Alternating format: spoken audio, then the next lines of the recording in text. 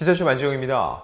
오늘은 첨예한 대립각을 세우고 있는 이미 이혼한 전 부부 라붐 출신 유리와 FT 아일랜드 출신 최민환 씨의 이야기를 해보겠습니다. 이 유리 씨가 지난해 이혼했음에도 불구하고 최민환 씨를 상대로 자녀에 대한 양육권과 위자료, 재산 분할을 요구하는 소송을 제기했습니다. 자, 11월 4일 법조계에 따르면 이날 서울가정법원에 양육권자 변경 및 위자료, 재산분할 청구에 대한 조정 신청을 접수했다는 겁니다. 두 사람은 이미 지난해 이혼 절차를 모두 마무리했습니다. 당시에 협의 이혼을 통해서 마무리했다고 했고요. 그때 최민환 씨가 양육권을 갖는 것으로 정리가 됐습니다. 그래서 새 아이를 주 양육자로 키우고 있죠. 그런데 최근에 최민환 씨를 둘러싼 여러 가지 유리의 주장과 의혹들이 제기되면서 사태가 새로운 국면을 맞게 된 거죠. 자, 근데 여기서 궁금해지는 건 이미 협의 이혼을 통해서 양육권을 최민환이 갖는 것으로, 최민환 씨가 아이를 키우는 것으로 정리가 됐는데 이걸 뒤늦게 되돌릴 수 있는 것인지, 또한 이미 마무리된 이혼 사안에 대해서 과연 위자료와 재산 분할을 청구하는 것은 가능한 것인지, 그리고 이런 상황 속에서 양육권을 법원은 어떤 기준을 통해서 누구에게 지정을 해줄 것인지, 이런 부분들을 하나하나 논의해 보겠습니다. 자, 전반적인 상황을 짚어볼게요. 유리는 11월 4일 서울가정법원에 양육권자 변경 및 위자료 재산 분할 청구에 대한 조정 신청을 접수했습니다. 자, 조정 신청이라고 했죠. 이게 무슨 얘기일까요? 저희가 누누이 말씀드리지만 재판은 크게 두 가지죠. 협의이혼 그리고 재판상 이혼. 재판상 이혼은 말 그대로 법관이 개입하는 건데 조정을 거쳐서 조정이 불발되면 재판으로 가는 겁니다. 일단 조정 신청을 했죠. 이 이야기인즉 조정이 되지 않으면 어떻게 된다? 재판을 받을 수밖에 없게 된다는 겁니다. 자, 지난해는 이 협의이혼 당시에 위자료나 재산 분할에 대한 논의가 없었다고 주장을 하고 있고요. 또한 재산 분할은 협의이혼이 완료된 상태라도 이혼 신고일로부터 2년 이내, 위자료는 3년 이내에 청구 가능하다는 것이 유리 측의 설명입니다. 이게 사실인지 하나씩 짚어볼까 합니다. 실제로 재산 분할 청구권 행사 가능 기간을 따져보면은 이혼한 날을 기점으로 해서 2년이 지나면 재산 분할 청구권은 소멸합니다. 근데 2023년 이혼이기 때문에 이 청구권이 살아있음은 명백합니다. 유리 측 주장이 맞다는 얘기죠. 다만 이혼할 당시 재산 분할에 대한 협의를 하지 못했거나 할 수 없었던 상황이어야 된다는 거죠. 그 당시에는 주장하지 않아놓고 왜 지금 와서 하느냐, 이걸 놓고서는 법원에 합당한 이유를 설명해야 된다는 겁니다. 왜냐면 최민환 씨 쪽에서 이미 마무리된 사안이다, 왜 이제 와서 다시 얘기를 하느냐라고 주장할 수 있겠죠. 그런데 어떠한 특수한 상황으로 인해서 재산을 공평하게 나누거나 위자료를 받거나 양육권을 주장할 수 없는 그런 상황이었다는 것을 유리 씨가 소명해야 될 책임이 있다는 겁니다. 자, 근데 두 사람은 협의이혼을 했다고 했죠. 협의이혼은 말 그대로 각각의 사안에 대해서 법적 다툼을 통해서 정리를 하는 게 아니라 자기들끼리 서로 어느 정도 합의를 봐서 굳이 재판 과정을 거치지 않고 이혼에 이르게 되는 과정입니다. 미성년 자녀가 없는 경우는 1개월, 있는 경우에는 3개월의 숙려기간이 있는데 이들 사이에는 자녀가 있기 때문에 3개월의 숙려기간이 있었다는 거죠. 근데 여기서 중요한 게 뭐냐? 협의 이혼의 전제 조건 중 하나가 바로 재산 분할이나 양육권에 대한 합의가 이루어져야 된다는 거죠. 숙려기간 동안 이혼 의사에 변동이 없다면 확인 기일에 부부가 출석해서 협의 이혼 의사 확인서를 발급받을 수 있는데 이때 협의 이혼이 됐다는 것은 이미 양측이 재산 분할이라든지 위자료라든지 양육권에 대해서 더 이상 이견이 없다, 모든 협의를 마무리했다, 이런 내용이 전제가 돼 있다, 포함이 돼 있다는 거죠. 자, 근데 지금 문제를 제기한다. 이 합의가 이루어진 배경을 뒤집는 합당한 이유가 법원 측에 어느 정도 설명이 돼야 된다는 거죠. 근데 이 협의 이혼에도 맹점이 있습니다. 어떤 맹점일까요? 일단 이혼 소송에 비해서 비교적 간단한 절차를 갖는 게 장점이지만 문제는 서로 합의한 사항이 있는데 이게 제대로 이행되지 않았을 때 그걸 강제할 수 있는 방법이 마땅히 없다는 겁니다.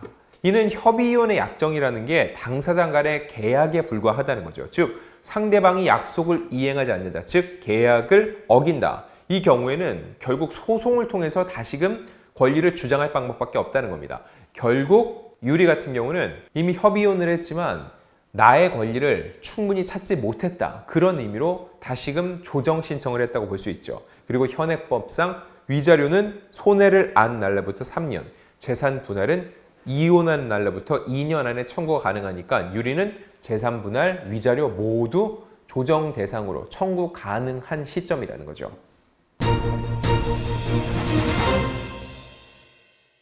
근데도 아까 말씀드렸다시피 상대방이 약속을 이행하지 않았다. 이게 전제가 되어야 되고요. 그리고 유리가 구체적으로 어떤 부분에 있어서 약속이 이행되지 않았는지, 어떤 게 문제인지를 합당하게 소명할 필요가 있다는 겁니다. 자, 그리고 부재소 합의를 했나? 이 부분도 중요합니다. 이게 무슨 얘기냐? 부재소 합의. 협의 이혼할 때 위자료나 재산 분할에 대한 당사자 간의 약정이 이혼 합의서에 담기게 되죠. 그리고 합의서 작성 후에는 이 내용을 공증받는 경우가 많다는 겁니다. 자, 이때 향후 또 다른 소송 제기를 하지 않겠다는 부재소 합의를 넣는 경우가 많이 있다는 거죠. 이 합의가 있었다면은 이번 유리의 주장이 법정에서 어떠한 다툼으로 이어지기 위해서는 이 효력에 대해서 다투어야 됩니다. 즉 부재소 합의가 있었다면은 이게 효력이 없어졌다는 것을 또다시 검토를 받아야 된다는 거죠. 만약 무효임이 입증된다면 그때부터는 본격적인 청구 소송이 가능하다는 겁니다. 물론 이 부재소 합의 절차가 없었다. 이런 내용으로 공증을 받아본 게 없었다. 그러면은 유리의 주장대로 곧바로 조정 청구를 통해서 법원의 판단을 받는 것이 가능해진다는 거죠. 자, 그럼 이 시점에 이혼 당시 양측이 냈던 입장문을 들여다볼 필요가 있습니다. 그 안을 보면은 어느 정도의 입장 정리 또 입장차를 알 수 있으니까요. 최민안을 먼저 보시겠습니다. 오랜만에 전하는 안부가 가볍지만 않네요. 신중하고 어려운 결정을 내리게 돼 여러분들께 조심스럽게 말씀드립니다. 저희 부부는 오랜 논의 끝에 결혼 생활을 마무리하기로 의견을 모았습니다. 어린 나이에 가족을 만들겠다는 저희의 결정에 대해 응원해 주시고 지켜봐 주신 여러분들께 송구스러운 마음입니다. 가족과 팀 멤버들 그리고 응원해준 팬들에게 감사하고 정말 미안합니다. 또한 아이들에게 마음의 상처가 남지 않도록 아빠로서 역할하는데 끝까지 최선을 다하겠습니다. 다시 좋은 소식으로 인사드릴 수 있도록 하겠습니다. 자, 여기서 중요한 거 의견을 모았습니다. 협의가 됐다는 얘기죠. 그리고 아이들의 마음에 상처가 남지 않도록 하겠다. 이 두 가지 부분을 기억해 주세요. 자, 다음은 유리의 입장입니다. 많은 시간 노력하고 대화한 끝에 저희 부부가 서로 각자의 길을 응원해 주기로 하였습니다. 부부의 길은 여기서 끝이 나지만 아이들의 엄마 아빠로서는 끝이 아니게 저희 두 사람 모두 최선을 다해 아이들을 보살피고 소통하고 있습니다. 현재 아이들은 많은 시간 고민한 끝에 현실적인 문제들과 최대한 심리적인 불안감이 크지 않도록 지금까지 생활하던 공간에서 지내는 게 맞다는 판단을 하여 아이 아빠가 양육하고 있으며 저 역시 그만큼의 엄마의 빈자리가 느껴지지 않게 아이들과 자주 만남을 가지며 시간을 보내고 있습니다. 자, 두 사람 사이의 입장, 똑같은 부분도 있고 조금은 어긋나는 부분도 있습니다.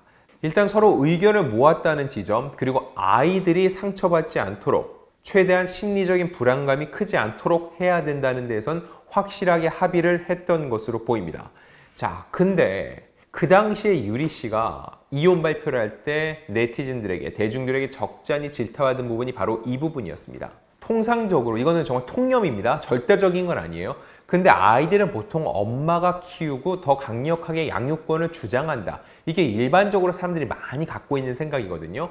근데 이 아이들에 대해서 아빠에게 맡기기로 했다. 바로 이 부분 때문에 유리를 바라보는 시선이 곱지 않은 건 사실입니다. 정말로 엄마가 아이들 양육에 있어서 아빠만큼 노력하지 않았나? 이런 식으로 오해를 살 수 있는 대목도 있었다는 거죠.